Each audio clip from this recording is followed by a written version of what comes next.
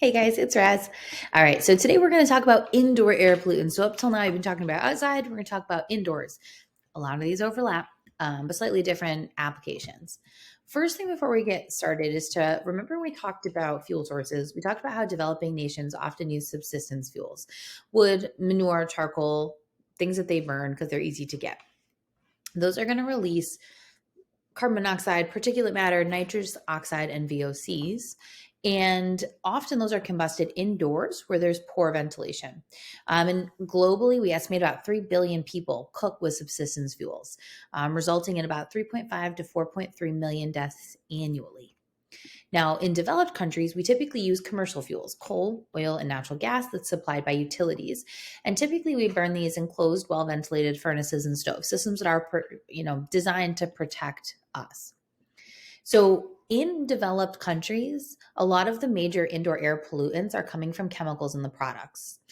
Things like adhesive in our furniture and cleaning supplies and insulation and lead paint and things like that, which is different from a lot of the indoor pollutants in developing countries. So, just make sure you know that distinction. All right, so the first thing that I want to talk about indoors is particulate matter and asbestos in particular. So, particulate matter are a super common indoor air pollutant. These are just any little particles in the air. So, that can be from dust, it can be from smoke, even from like burning candle smoke, right? Not necessarily combustion of things, but any kind of smoky stuff is going to put particulate matter into the air. Now, asbestos is something that was used a while ago in insulation. It's a silicate particle, and unfortunately, it has been linked to lung cancer and asbestosis. I honestly don't even know what that is. Most of the lung cancers are what we focus on. Now, we don't build with it anymore, but oftentimes it's still in older buildings because we've used it. It's not harmful at all until it's disturbed. And once it's disturbed, those asbestos particles can enter the air in the respiratory tract. So, often if there's buildings that were built before a certain time period, if we, are doing renovations in them or we suspect, we have trained professionals come in, test for asbestos, and if asbestos is found, it's a process to get it removed. There's lots of ventilation. They seal it off and they do it in a way that it's contained and doesn't get into anybody's airways, but it's not something that's easy to remove. Okay, carbon monoxide, I also mentioned this way back in the first one. This is something that happens when there is incomplete combustion of any kind of a fuel. So that can be due to not a lot of oxygen or lower temperatures. And those carbon monoxide particles are an asphyxiant. So what they do is they bond to the hemoglobin in blood. And rather than us being able to carry oxygen, they're replaced by carbon monoxide. So we're unable to carry oxygen. If people are exposed to carbon monoxide for too long, they will die from it. It's lethal in humans. So the tricky part is it's odorless and colorless. So I guarantee you, if you're home watching this, you have carbon monoxide detectors in your home. If you don't know if you do, ask. I guarantee you do. And most of the time for us, we see those happen either a malfunctioning natural gas furnace, it's not ventilated correctly, or I've seen it happen too with like wood stoves or pellet stoves that aren't ventilated properly. And a lot of times that'll happen in the winter months because obviously we're heating our homes. But if we get a lot of snow, not that we've had snow this winter, but if we get a lot of snow, it will block the ventilation pipes. And if that happens, we get carbon monoxide buildup. In developing nations, we're going to get this more from indoor cooking, heating, cooking, that kind of stuff. All right, VOCs. So we've talked about these a lot with photochemical smog formation, but they are pretty much anything in your hair. Well, they get in your hair too, but in your home that smell. So anything used to glue a carpet down or hold furniture together or seal panels like adhesives and sealants, those have VOCs in them. And a common one that's in those is formaldehyde.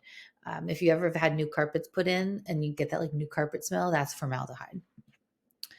A lot of cleaners, right? Even again, things that make your house smell nice and like lemony or fresh or whatever, Febreze, those have VOCs. And a lot of plastics and fabrics can also release VOCs. I keep forgetting to let you write things down. Here you go. Now, radon is one that actually impacts us quite a bit here in New England. So I'll talk a little bit about it here.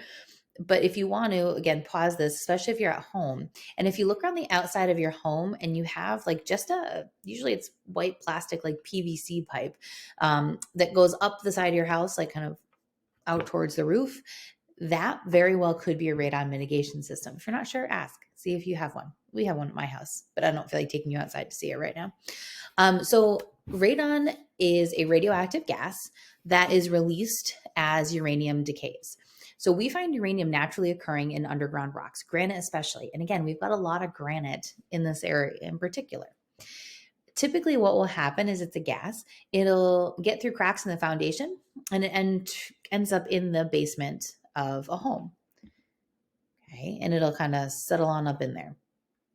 Sometimes we do see it enter groundwater sources and go through drinking water, but more often than not, this is a basement thing. Radon can lead to lung cancer, and it's actually the second leading cause of lung cancer after smoking. So oftentimes homes will be tested. A lot of times around here, we don't really see homes tested until it comes time to like sell a house, and then you'll run a radon test in the basement. So that's actually why my house has one, because when we bought it, there was radon in the basement. Again, it doesn't usually like seep up to the rest of the house. It's usually a basement thing. So if you don't spend a lot of time in the basement too, it might not be something that you've ever considered in your home. But basically what we'll do if you do think you have radon or if you test for radon is we seal as many cracks as we can. And then we can also increase ventilation in the home. We can also install a radon mitigation system that is responsible for dispersing that radon from the basement out, into outside where it's not harmful. I keep going too fast on these slides. You'd think I'd learn by now. Anyways, we also have dust and mold are indoor air pollutants. We see these all the time, but again, they're respiratory irritants. So anybody with respiratory issues is going to be impacted by them. Dust is a thing, right? It's in our houses. Mold will occur in areas that are dark and damp and not well ventilated. Ew. Black mold in particular is a class of mold that is especially harmful to respiratory systems because it releases their spores directly into the air, which we can then breathe in. So if we see black mold, minor things can be cleaned, but often we need professionals to come and clean that. Yay. All right, lead one. So again, EPA banned lead paint back in 1978. So in a lot of homes that have paint that predate 1978, there's lead in it.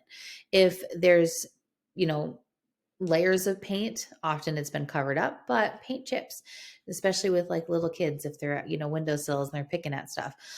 So if that could be eaten by small children or if like they're chewing on things, that can be dangerous. And it also can be inhaled as dust. So if like you're dusting off a lead-based paint and you inhale it, not great. Now, we heard a lot about lead with Flint because there's lead water pipes sometimes and they can release lead into water. It's actually a lot less common to hear about things like that than lead paint. Lead paint is a bigger issue than lead water pipes, but we'll talk about water pipes when we get there. So lead is so dangerous because it does damage the central nervous system. And if it's damaging the central nervous system of children, it's also damaging their still developing brain. And oftentimes we see some pretty significant impacts from that. So it can be removed pretty easily by stripping lead paint and just repainting it with a non-lead based paint. And again, any homes that were built after 1978 or renovated after 1978 probably don't have this anyways. In terms of water pipes, often if they're lead, they can be replaced by cities with copper pipes. Many places have already done that. Oh, that's it. Sorry, that was faster than I thought. All right, so we're all done with indoor air pollutants. Go ahead and check out some of those ones I mentioned to you. Ask about, the radon mitigation systems and things like that. See if you know of anything in your homes, and we can chat about this when you come back. Happy note taking.